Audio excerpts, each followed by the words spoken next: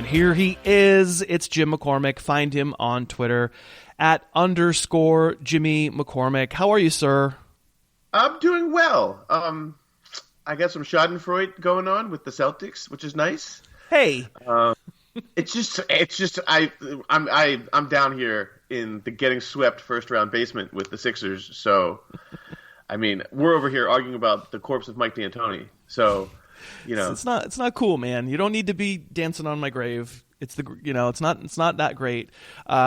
So Mitch comes on. We were talking about basketball before we started, and Mitch comes on every week, and then we talk about the Celtics. And he's a Bulls fan, so he hates the Heat. So he's a marriage of convenience rooting for the Celtics, and I think that's probably what's dooming the Celtics. He's got Mitch's mojo on their side. It's kind of weird how the Heat, like the Heat, sent their retirement guy to like Dwayne Wade to Chicago to like finish out his career. And then by different streams, the Bulls were like, here's our prime superstar. You can have him as an exchange. Like, it's not like Dwayne Wade and Jimmy Butler were traded for each other, but like cosmically they were. Kind of, yeah. So this has been NBA Talk with Jim. You haven't started your NBA podcast quite yet, have you? We're like 6 episodes in. It just hasn't recorded yet. So you're just getting that formula down, are you? I keep talking to sponsors, and they're not getting back to me. So, let's see. All right. So here you are, and I'm going to make you do a topic that I don't like, but and usually we do it because Josh loves it, right? So this is typically the Cousin Josh segment, and as I mentioned, Cousin Josh couldn't join us this week because his beautiful wife was a birthday girl, and they needed to celebrate that, which I support. But this is a topic that Josh loves. Josh wants to talk trades like before the season starts. Josh loves just deciding that he's positive about players, right? And knowing for sure who he should dump and then being wrong. I love it. So we're going to continue on the topic in his honor. I am actually going to start producing rest of the season ranks beginning next week in advance of week 4. I don't love doing them. They really particularly cause nothing but trouble. All I get is, as soon as I start posting rest of the season ranks, Jim, I get 3 times the email, 3 times the hate tweets, 3 times the like, you're stupids. And it's like kind of negative reinforcement. I don't really want to do them, but I will. And they're useful. I mean, because they're useful for trades, right? I generally want to encourage people not to do too many trades the first couple weeks. But we're at the point where we've had a lot of injuries, so I get it. And we're just going to do this topic. Yeah. Yeah, no, people want a reassessment. I get it. I mean, I do. Right, just maybe not after 2 games. We'll do it after 3. But we're gonna in advance of week 3, we're gonna give you some trade talk here.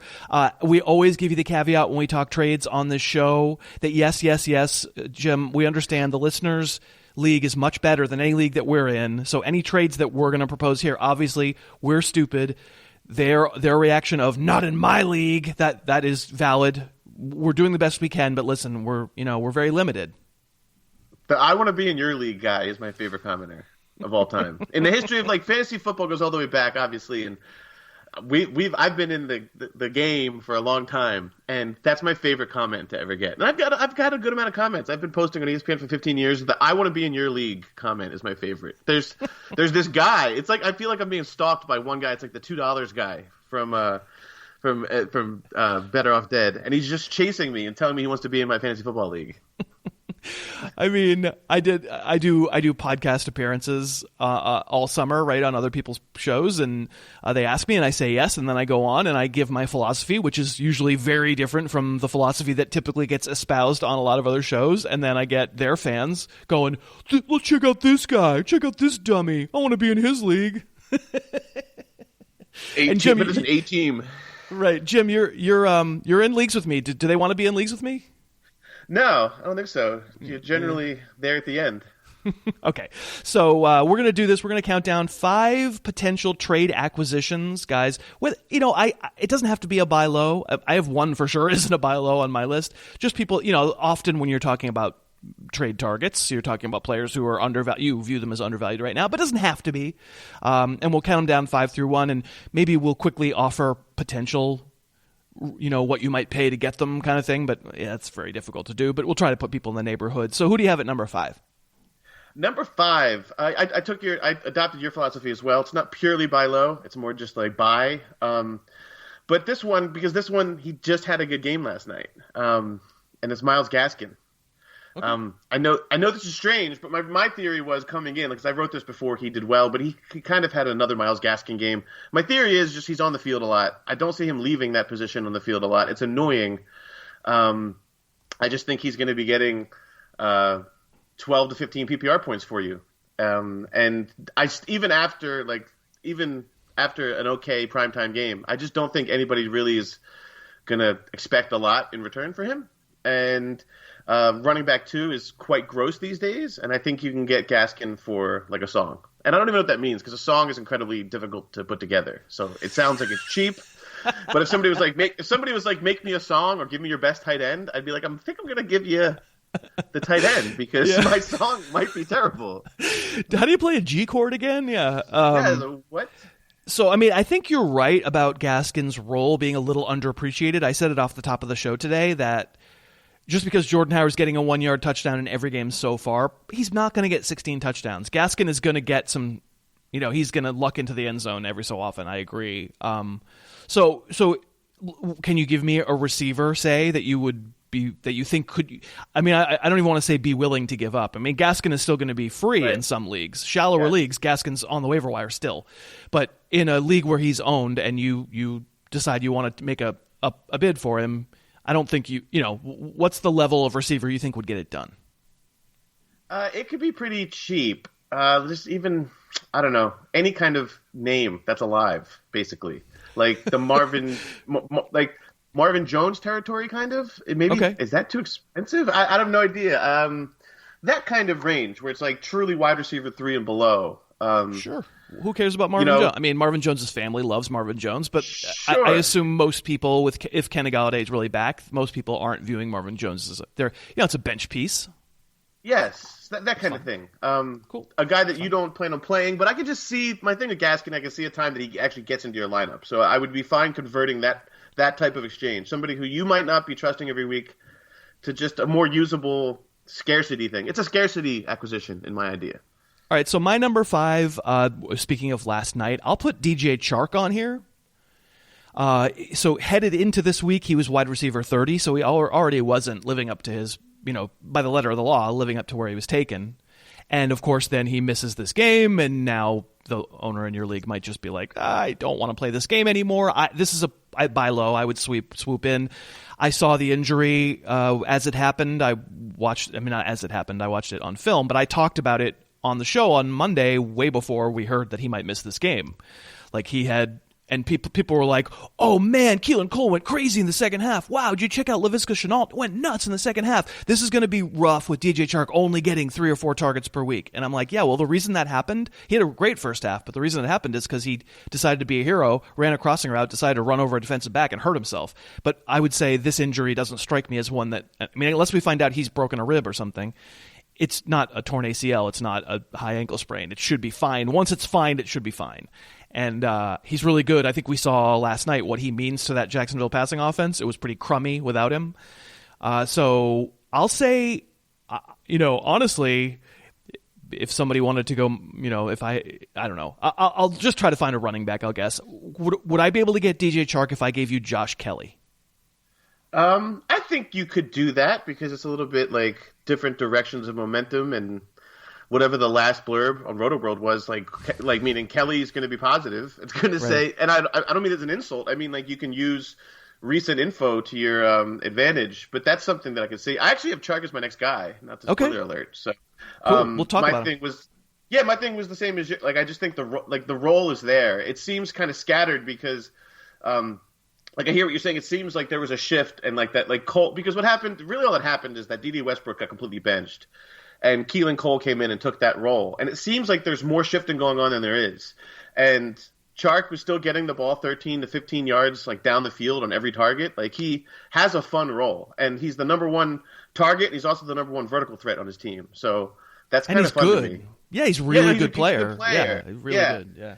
And so I just think there's more time, like. Yes, it's a microcosm because we only have this 3-game sample, but I think that he's one of the better buy lows.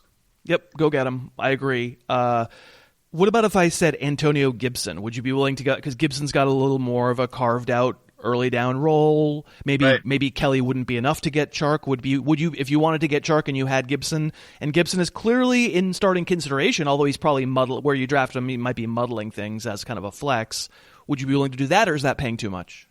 No, I would do that in a second. Like, I mean, if I was getting Chark, I would give up Gibson for sure. Yeah, and maybe the not in my league guy is like, the Chark owner in my league doesn't want to give up. Doesn't want. Well, if the person doesn't want to sell low, the point here is that we're wanting people to sell low to you. If they don't want to, then right. you're not gonna get to your Chark. All right, my number 4. I put one quarterback on my list. I put Deshaun Watson here. I'm pausing. Is he on your list too? No.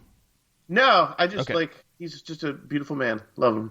Right. So, but he's QB 15 right now. He's got fewer fantasy points through 2 weeks than Mitch Trubisky. He has another bad matchup this week. I'm telling the Watson owner in my league, like, it's a quarter of the fantasy season. This guy's going to have been terrible. Are you sure you want to hang in there? I want to pay. I want to pay for him. No problem. Matt Ryan's been better. I would, in a heartbeat, if I go like Matt Ryan, Noah Fant. Oh my God. Yeah, I would do that. Like, to get Watson. Is the Watson owner going to laugh at that? Is that not enough? I'm not sure how down they are on him, because the KC game was actually pretty fun. I mean, I know it wasn't a ton of fantasy points, but it's kind of only going on a 1-game sample where it wasn't that awesome. But I agree with you. If Pitt's not good, blah, blah, blah. I think your window is going to close soon, I guess is my idea. So I would get those orders in. I would get them in. Get those owners on Watson in. And so my theory in trying to build as I was coming up with this list, my theory in trying to build an offer for him was if I have a quarterback who I went way after Watson in drafts, but is starting to get great buzz, Matt Ryan being one of them. Like, I want to upgrade, and I think it's a very, very clear upgrade to get to Deshaun Watson. We'll look back and maybe we won't feel that way, but I specifically picked Ryan because there's a world where people are just going to, all you're going to ever hear anybody say about Matt Ryan is, okay, well, he's Matt Ryan, but they throw a ton and they have all these weapons and they're always going to be from behind. And so it's always going to look like it's looked like these past 2 weeks. And of course it's not, Jim. Of course it's not. It's Matt Ryan. It's not always going to look like, that's the point of Matt Ryan, is that just when you think every week is going to look like this, no, it won't. Now he's going to show up in some cargo shorts, and you're like, what is he wearing? All right, who do you have at number 3? Okay, I have I don't even know why, but I have Evan Ingram. I know he's not that good at football right now, so I'm not sure what changes other than the fact that I just think more targets got opened up, with Barkley. Barkley, and then who's the receiver that just hit the IR for them too? Oh, Sterling Shepard. Yeah, it's Sterling Shepard. I just feel like so you have this like vacated target theory, which it's kind of silly because you never know where there's going to go. We always assume like everybody gets 10%. I have no idea like how this changes his role, but he has like, maybe this is because he's not playing that well, but from what I've seen so far, he's really close to a couple big plays here and there.